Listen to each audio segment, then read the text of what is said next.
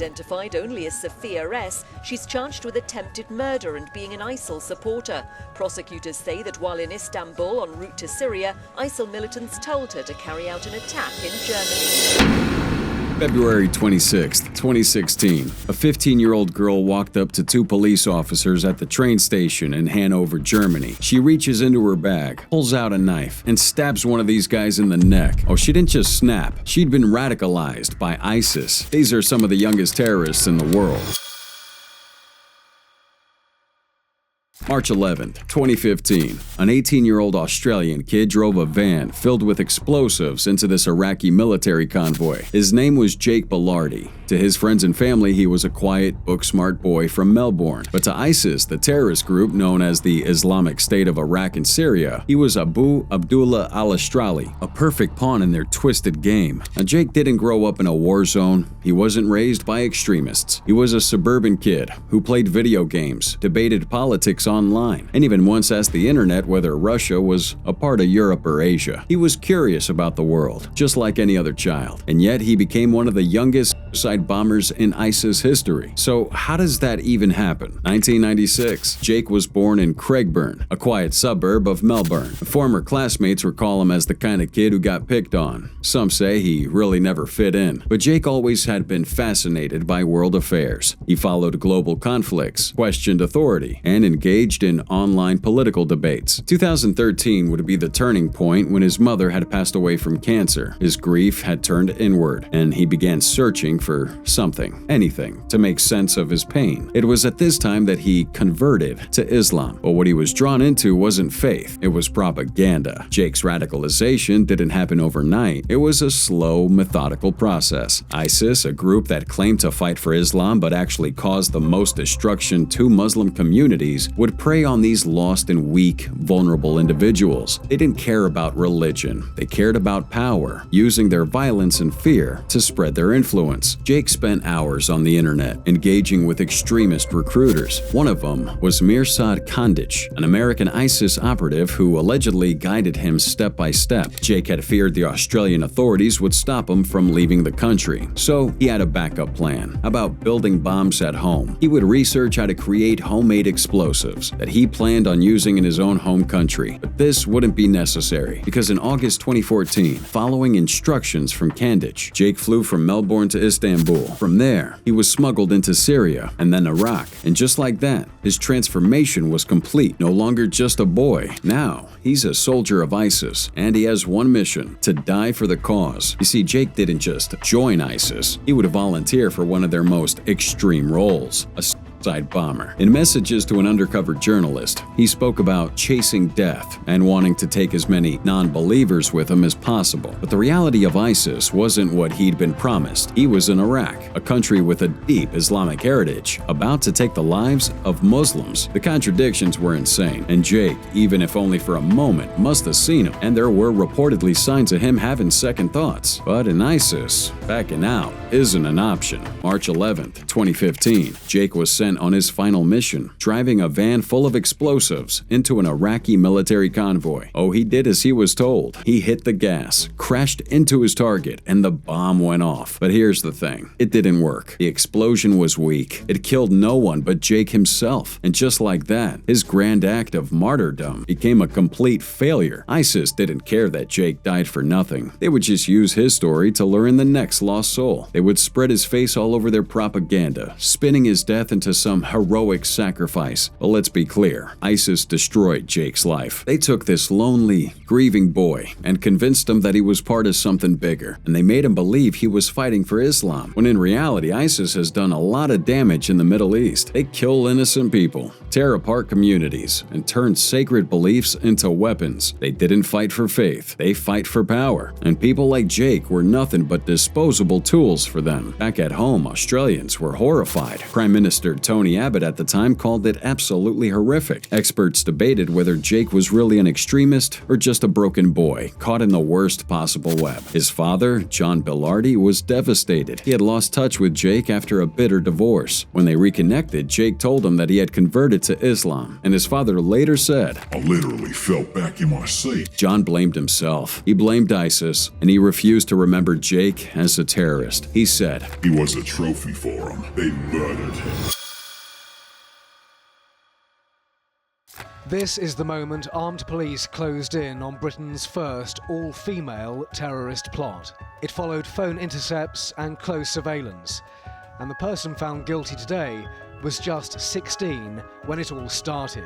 April 2017. 5 loud bangs shatter a quiet London neighborhood. Armed police storm a house, throwing in CS gas. Outside, a 21-year-old woman lay on the pavement, bleeding and screaming. Her name was Balar, and she had just been shot during a major counterterrorism raid. More than 50 miles away, her mother, Mina Dich, was being arrested outside a youth prison. Inside that prison was Safa Balar, who had just turned 17. These are 3 women, one family, with one terror plot. And Safa, the youngest of them all, was about to make history as the youngest woman in the UK to be convicted of planning a terrorist attack. Now, before she was a convicted terrorist, Safa was just a girl growing up in London. She lived in a small flat in Vauxhall, just across the river from MI6 HQ. A cruel twist of irony given how closely they would later track her. But since we're talking about her home, let's say that her home life was a mess. Her parents, of Moroccan French descent, had a bitter divorce when she was 6. While she remained close to her father, her mother was a different story. By Safa's account, Mina was controlling, unpredictable, and violent. She would throw things, she would scream, and she would act like nothing happened the next day. And what about religion, you ask? Well, that wasn't even a big part of their lives, at least at first. As the years passed, Mina changed. She became strict, conservative, and extreme. She forced those changes onto her daughters. When Safa was caught talking to boys, her mother took her phone and made her dress more conservatively. And when her sister, Rizlane, wore makeup and Western outfits, her mother beat her. One time, Rizlane had had enough and ran away from home. But instead of escaping or even trying to get some help, she eventually gave in and started mirroring their mother's beliefs. So, pretty toxic environment, and Safa, the youngest, had no way out. Now at 14, her life would take another hit. She was diagnosed with type 1 diabetes, a lifelong condition. At first, she kinda liked the attention. For once, her mom was treating her with care. But after a few weeks, that attention was gone, and she was left to handle it all on her own. But as you already know, her house isn't a real place of comfort. She wasn't allowed to go out with friends, and when you're lonely and isolated and just looking for a connection, the internet can become a real dangerous place, because that's where she met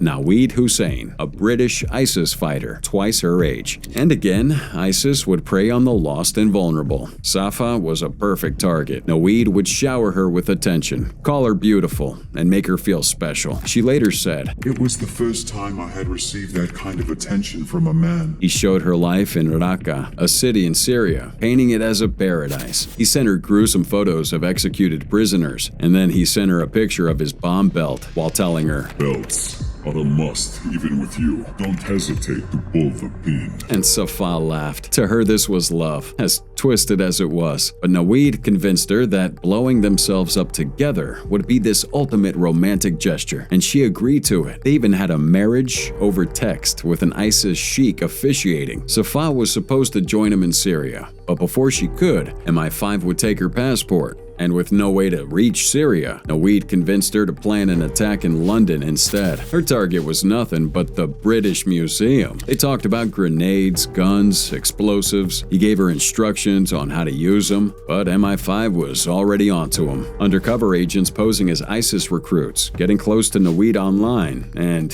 he would tell them everything. And then before he could do any real damage, he was killed in a drone strike. Just like that, Safa's so-called husband, mentor, and radicalizer was gone, and at that moment, her mother and sister stepped in to take his place. But MI5 wasn't just watching Naweed, they were watching her too. Just a few days later, on April 12th, 2017, police would show up at her house in Vauxhall. They'd been following her online conversations and knew how unhinged she'd become, so they would take her into custody before she could act on anything. Now, behind bars, Safa kept in touch with her family, but their conversations weren't about everyday life. They were about finishing what she started. Oh, they spoke in code. The attack was called a tea party, and the weapons were cakes.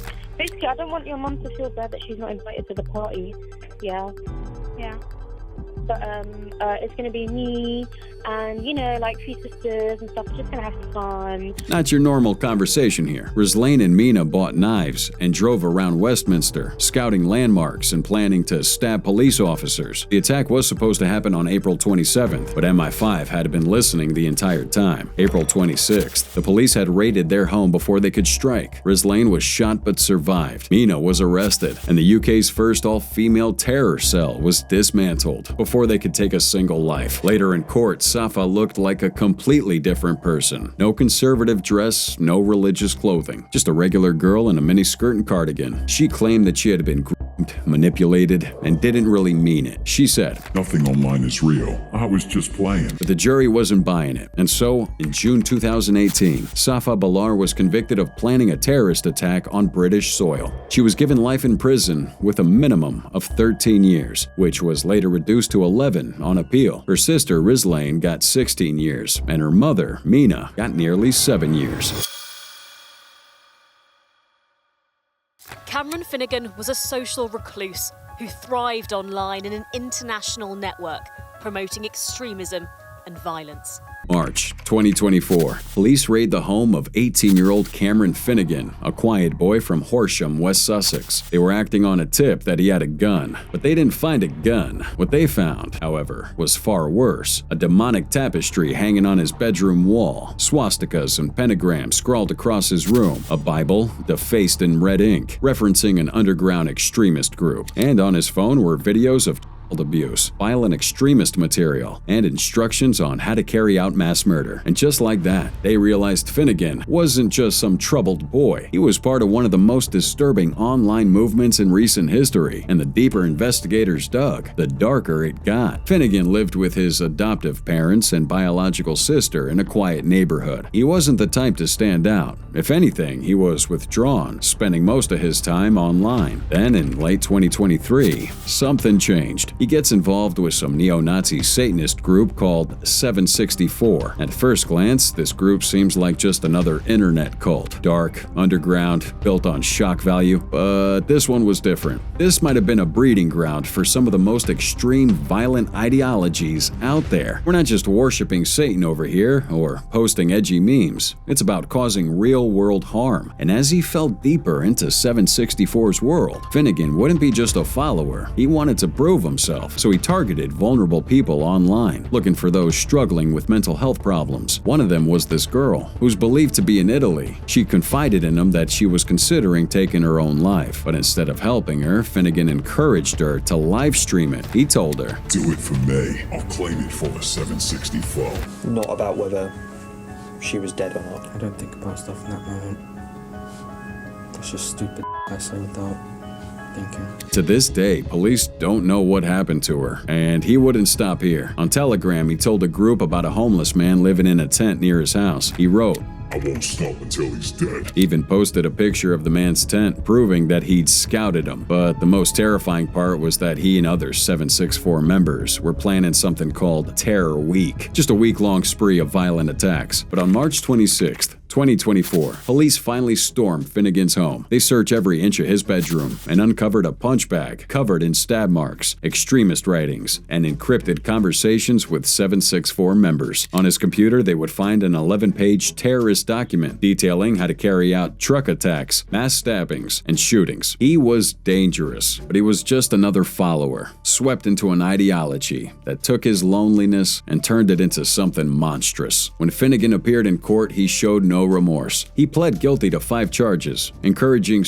suicide, possessing a terrorist manual, distributing indecent images of minors, and planning criminal damage. Prosecutors painted a disturbing picture of this young man obsessed with violence, desperate to prove himself to his online group. Detectives who investigated him said bluntly, "This was a teenager who found joy in watching others suffer." January 2025. Finnegan was given 6 years in prison, with an extended 3-year license period. The judge called him A high risk of serious harm to the public. But here's the thing, Finnegan wasn't alone. 764 isn't just a UK problem, it's international. It was founded in 2020 by a 15-year-old American, Bradley Cadenhead, who went on to create videos of minors being tortured and abused. He was sentenced to 80 years in prison, but we all know now the movement didn't die with him. 764 continues recruiting online, targeting young, vulnerable people. The group has been linked to terrorism, child abuse, and even murder, with arrests made in the US, UK, Australia, and across Europe. Even the feds issued a warning, calling 764 an immense threat, and despite the multiple arrests, the group is still active today. Now, a 17-year-old boy is in custody and will be questioned by police after a horrific knife attack near Liverpool, which left 2 children dead and 9 injured, 6 of them critically. July 29th, 2024 was supposed to be a day of fun. After all, it was a Taylor Swift-themed dance class. Girls were making their friendship bracelets, and there was music and laughter everywhere. But then everything changed, and the only thing you heard was the sound of screams. Within minutes, 3 girls are dead, 10 others, including 2 adults, seriously wounded. The man responsible was 17-year-old Axel Raika, a name now synonymous with one of the worst mass killings in modern UK history. Now, if you think that attack came out of nowhere, it didn't. That was 5 years in the making. Axel wasn't always this way. His teachers remembered him as this quiet, unremarkable person. And then one summer, he changed. When he started year 9, he was angry all of a sudden, unpredictable. He told his teachers that he was being bullied, and he started acting out. Kids at school even gave it a name, doing an Axel. But acting out was the least of everyone's problems. October 2019, at just 13 years old, Axel makes a terrifying phone call. He calls Childline, the UK's anonymous helpline for kids in crisis, and said, "I've taken a knife to school 10 times. What should I do if I want to kill someone?" Let that sink in for a second. A 13-year-old openly admitting he was carrying weapons and thinking about murder. So what do you think happened next? Well, they expel him, period. He wasn't given intensive intervention, and they didn't send him for psychological eval. No, the kid was kicked out of school, as if that was the problem they wanted to get rid of, and they just let it spiral. After that, Axel was never the same. He once attacked a classmate with a hockey stick in the new school he went to, breaking their wrist, and again he was caught carrying knives. More than once. And people were freaking out because he was talking about mass shootings all the time. Teachers knew something was very, very wrong with this person, and they would report him to Prevent, the UK's anti-extremism program, 3 times. But each time, he was let go because they couldn't pin any clear ideology on him. He wasn't a jihadist, he wasn't a neo-Nazi, and he wasn't an incel. So they assumed maybe he wasn't a real threat. Yeah, they were never more wrong. Then COVID hit. Lockdown shut everything, and for most of us, it was a pretty hard time. But for Axel, it was fuel for his worst impulses. Around that time, he was diagnosed with autism, but refused treatment, and he became a total recluse, barely leaving his house. He stopped going to school altogether, and worst of all, found exactly what he was looking for online, in the darkest corners of the internet. He became even more obsessed with violence, watching videos of mass murders, war crimes, and beheadings. He would download an Al-Qaeda training manual and would even try to make ricin, a deadly poison, in his own bedroom. At one point, his father took away his laptop. Desperate to stop whatever was happening, Axel exploded to the point where his parents had to call police for help. This wonderful law enforcement comes over and tells them to lock up their kitchen knives. That was it. No further actions were taken. And so, by summer of 2024,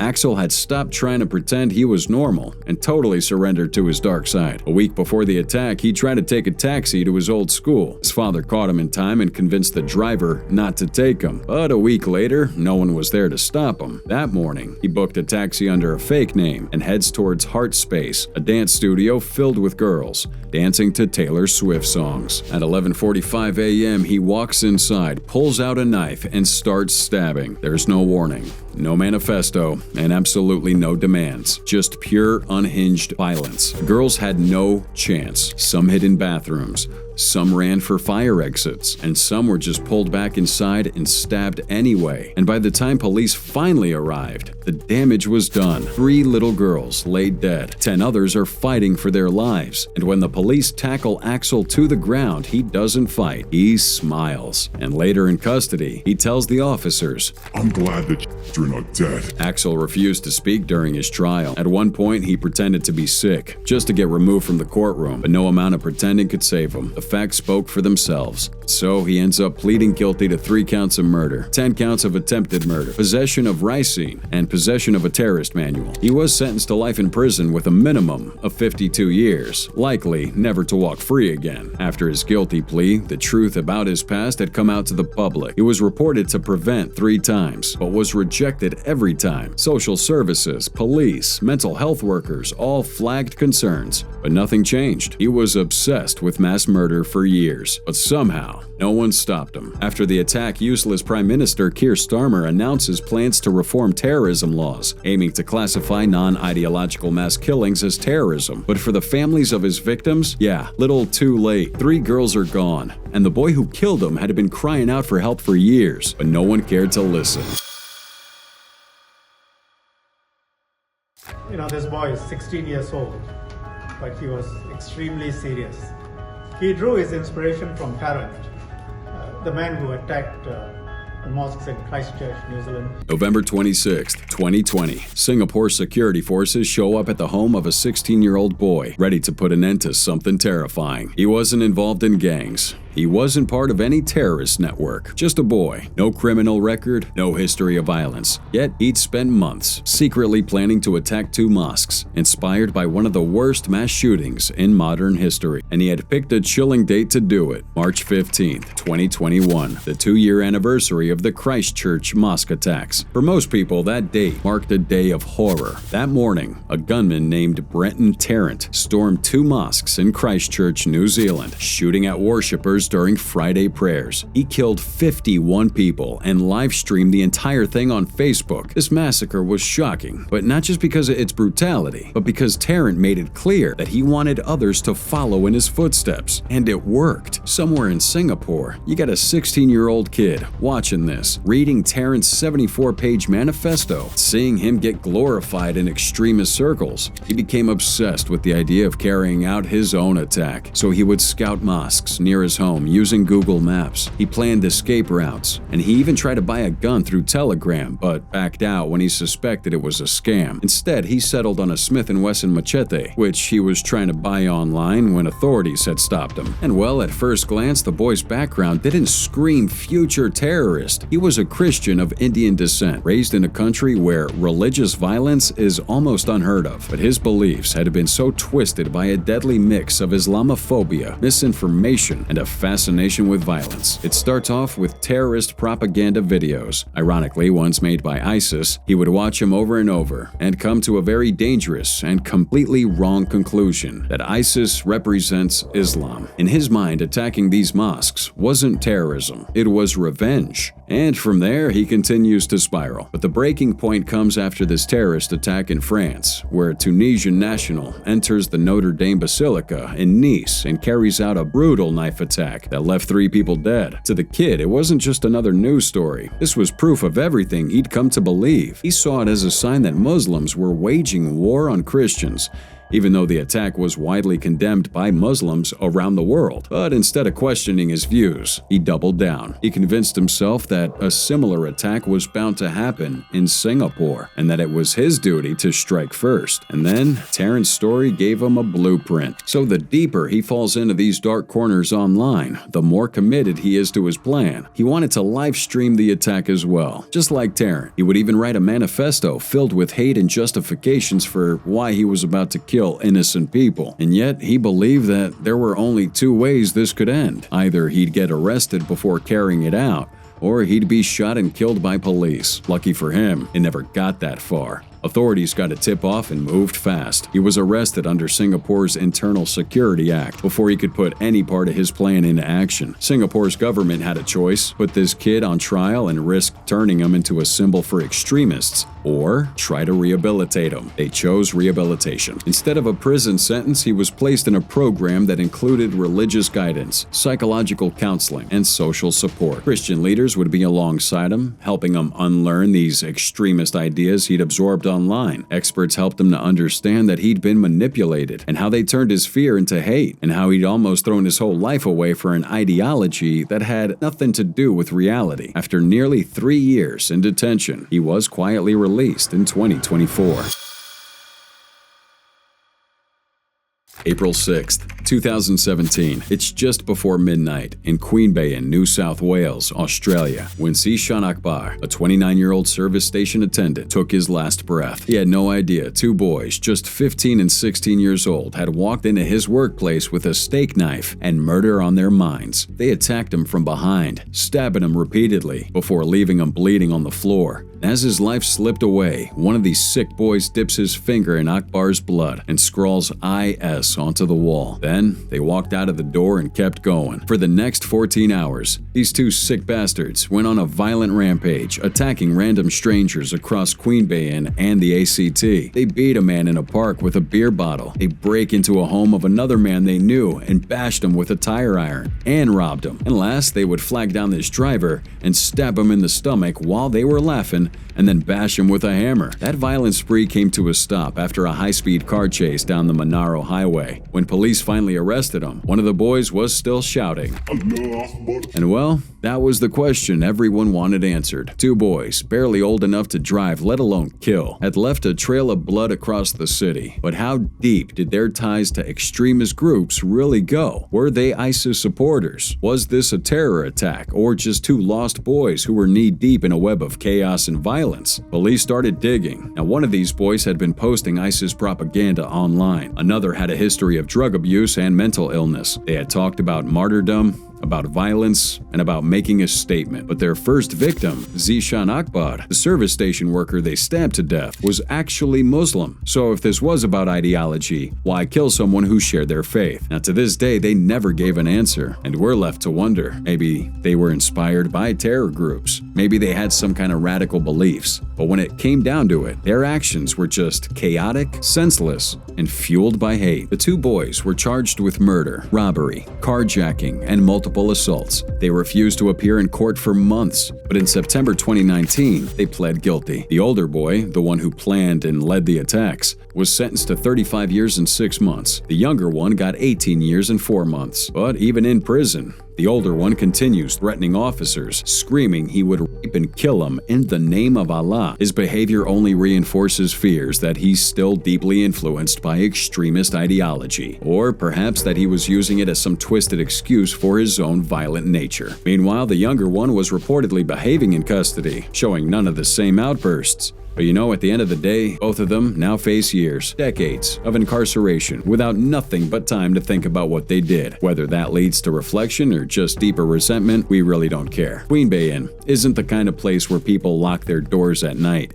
It's quiet, small, safe, or at least it used to be. Friends of Mr. Akbar gathered at the gas station to lay flowers. One woman, who had been a regular customer of his, broke down crying and said, "He was the nicest person I had ever met. He didn't deserve this." That man's body was sent home to Pakistan for burial. His family never got the chance to say goodbye. February 26, 2016. Just another afternoon at Hanover's Central Station in Germany. Commuters are rushing, trains arriving, and people lost in their own worlds. And then in the blink of an eye, it all changes. A 15-year-old girl, veiled and carrying nothing but a small purse, walks up to a pair of federal police officers. She hesitates for a second, maybe two. One of the cops asks to see her ID. Instead, she pulls out a kitchen knife and slashes his throat. Blood hits the floor. The officer staggers back, grabbing his neck as his partner tackles her to the ground. The girl, Safia S, didn't say a word. She didn't fight. It was like she did what she came to do, and now she was done. But you know, this wasn't a random act of violence. This was Germany's first ISIS-inspired attack, and the most disturbing part was that she wasn't some hardened terrorist. She was just a girl. By all appearances, Safia had a normal life. She was born and raised in Germany, the daughter of a Moroccan mother and a German father, and she would go to school like any other kid, living a relatively normal life. But behind closed doors, something was happening. You see, from a young age, she got exposed to radical Islamist teachings. There's footage of her at just 7 years old, reciting verses from the Quran alongside a well-known German preacher, something that might have not raised alarms on its own, but by the time she turned 14, she'd gone far beyond religious study. She wasn't just watching ISIS propaganda videos, she actively communicated with them. And then, the 2015 Paris terror attacks happened. On the night of November November 13, 2015, ISIS militants carry out a series of coordinated attacks across Paris. They targeted the Bataclan concert hall, where 90 people were killed, several cafes and restaurants, and the Stade de France, where suicide bombers detonated explosives. In total, 130 people were killed, and over 350 were injured, making it one of the deadliest terrorist attacks in French history. So the day after the attacks, Safia sent a message.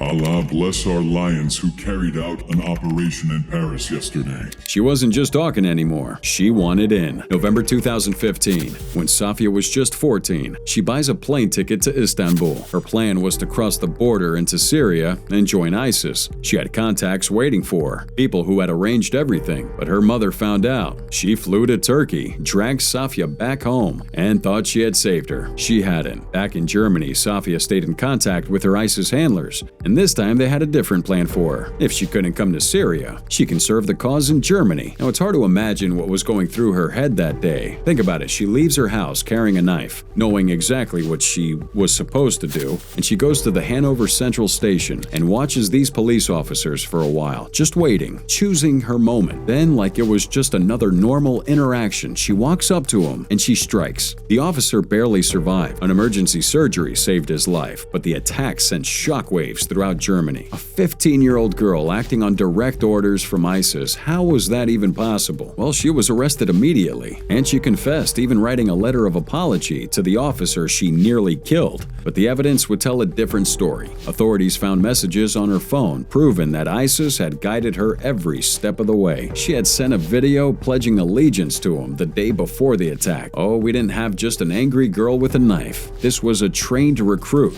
and so the court wouldn't buy that apology. She was given 6 years in prison, and here's where it gets even darker. Her older brother, Saleh, was also radicalized. Weeks before Safia's attack, he'd thrown Molotov cocktails into a shopping center trying to kill as many people as possible, and for that he got 8 years in prison. 2 siblings, 2 attempted terrorist attacks, 1 family completely consumed by extremism, and a mother who thought she'd saved her daughter by stopping her from traveling, but actually did nothing to help her 2 kids, who'd already been brainwashed by extremists.